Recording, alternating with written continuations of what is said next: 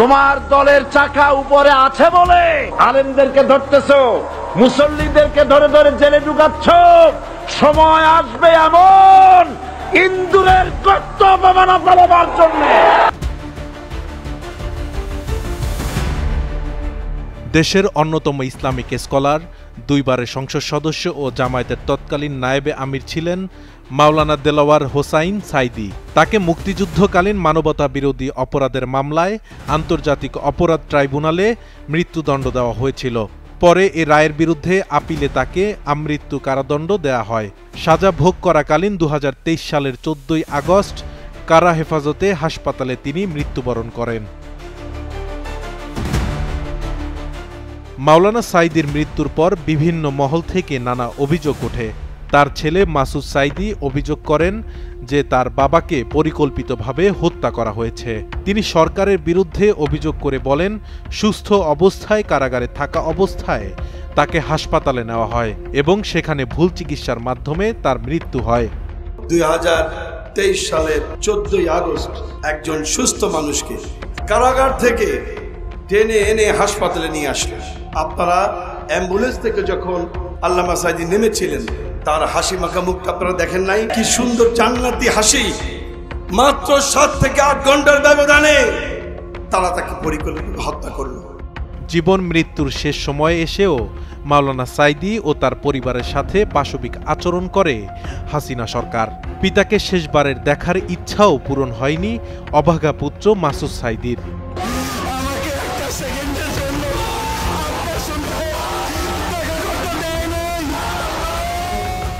তার মৃত্যুর পর জামায়াতে ইসলামী এবং বাংলাদেশের ধর্মপ্রাণ মুসলিমরা হাসিনার সরকারের বিরুদ্ধে নানা অভিযোগ তোলেন।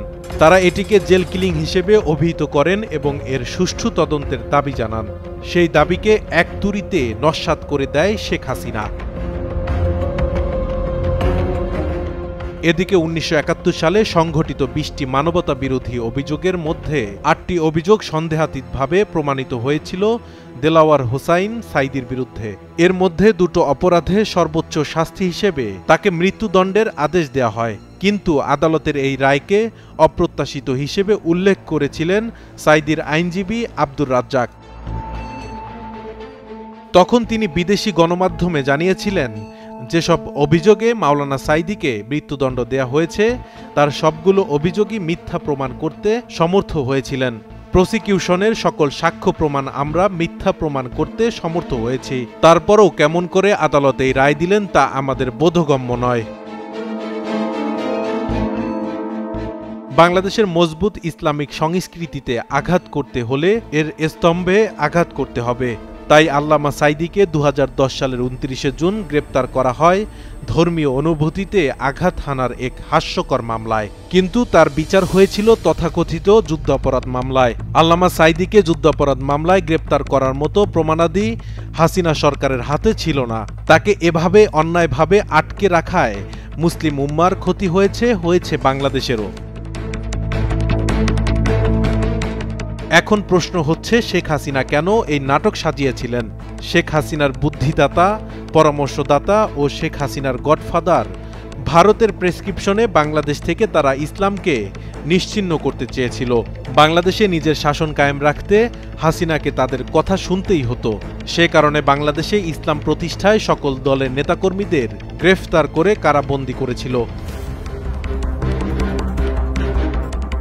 এদিকে ট্রাইব্যুনাল থেকে আল্লামা সাঈদীকে মিথ্যা মামলার মৃত্যুদণ্ডের রায় দিলে সেই প্রতিবাদে সারা বাংলাদেশ ফুঁসে উঠেছিল। তখন ওই কুরআন প্রেমিক জনতার বুকে ওই খুনি হাসিনার নির্দেশে গুলি করে 300 মানুষকে হত্যা করা হয়।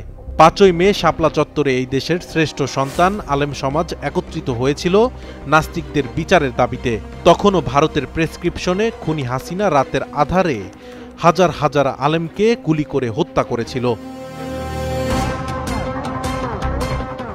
যে মানুষটি 52 বছর বাংলাদেশ সহ পৃথিবীর 50টি দেশ ঘুরে মানুষকে কোরআনের দাওয়াত দিয়েছেন, যে মানুষের মুখে মুখে কোরআন শুনে পৃথিবীর প্রায় 1000-এর অধিক অমুসলিম ইসলাম ধর্ম গ্রহণ করেছেন, সেই মানুষটি নাকি ধর্মীয় অনুভূতিতে আঘাত দিয়েছেন। এই আঘাতের মিথ্যা হাস্যকর মামলায় তাকে গ্রেপ্তার করে মৃত্যু পর্যন্ত ঠেলে নিয়ে গেছেন খুনি হাসিনা।